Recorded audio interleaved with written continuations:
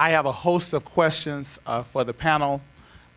These questions will have to do with student services as a whole. And I will begin with you, Ken Clark. What is the name of the financial aid application, and when should students fill it out? Yesterday. And the name of it is called the Free Application for Federal Student Aid, or the FAFSA. And free means the application process is free.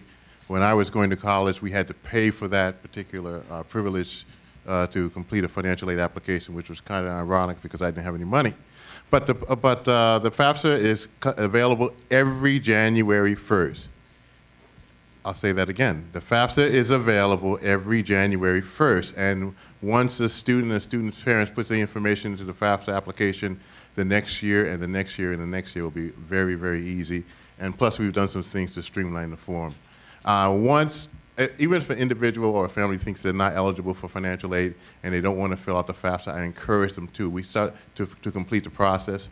We were talking about scholarships, there's a lot of conversations about scholarships, and I just want to, not dispel any myths, but I want you to understand that if you fill out the FAFSA, that starts the process in many scholarship applications because there's a component called need that has to be looked at. And as you look at financial aid as one of those things that you have to do, and it's a bureaucratic process, don't forget there's a learning opportunity that goes along with that entire process. Meaning that if you plan in your education, there was a gentleman here who said, I plan to do this, this, this, and this.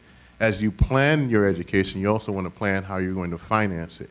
And so as you walk into a financial aid office, even though we feel, or it might feel that we're anxious to get to the next student, because it is a bureaucratic process, make sure you understand that you do matter and you need to be persistent, and allow us to teach you how the application process runs, the verification process, the awarding process, and the disbursement process. All those are components that after you fill out the FAFSA. Thank you, Ken. What you will find on campus life is that teaching and learning occurs both in and out of the classroom. So just as you get a relationship with your professor and students in the classroom, student life plays a major role while you're on the campus. Mike, would you tell us about student life and the role of student life with students, please? Well, yeah, I feel very privileged to be able to be in the role that I am in student life. I think there's, in life, I think you can have a job, you can have a career, and you can have a calling. And those of us who do student life, I think, really have a calling for what we do. We have a great deal of time, spend a great deal of time providing co-curricular, extracurricular opportunities that complement your classroom learning. So in other words, what that means is we can teach you through our involvement opportunities, our leadership programs, our clubs and organizations, in much of the same content that you're learning inside your classrooms. We give you the opportunity to practice some of the things that you've learned in, say, your communications classes, your business classes, your history classes, your intercultural classes, in the form of being a club officer, a leader of student government, of being an advocate for students at forums.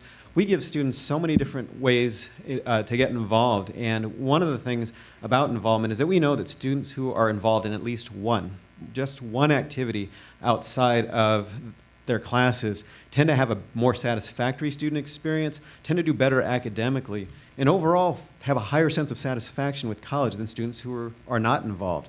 I know this for a fact because when I was at Phoenix College, I had worked with a student who had basically had one foot out the door. She was in her last semester and was really ready to move on to ASU, and we had managed to convince her to join our leadership program, one of our leadership programs anyways. And because of her involvement in that one activity, she received the All Arizona Academic Scholarship, which has paid for 2 years of her education at ASU. And we know this is from one activity. So if you multiply that by several opportunities, several clubs, organizations, student government opportunities, you can only imagine how much, not just scholarship money is available for you, but just how much better prepared you are to be able to handle the challenges of the workforce after graduation and the transfer and transition to ASU or the university of your choice.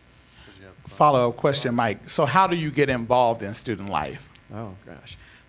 There's many different avenues to get involved. I honestly think students are a much, much better advocate for other students than I could ever be. We know that we can tell you that our programs are successful and to join this or to join that, but when I've got students who have been involved in these programs, like the students who are speaking this morning, talking about what it's done for them, that's a better commercial than I could ever provide. But outside of that, if you, well, first of all, join a club yourself, find a mentor, find somebody who can talk you through what it takes to get involved. But outside of that, the beginning of the year, many colleges have, in their system, have what's called Involvement Day, week, in which we can have displays that are inviting you to come to campus to look at the different clubs and organizations that are available.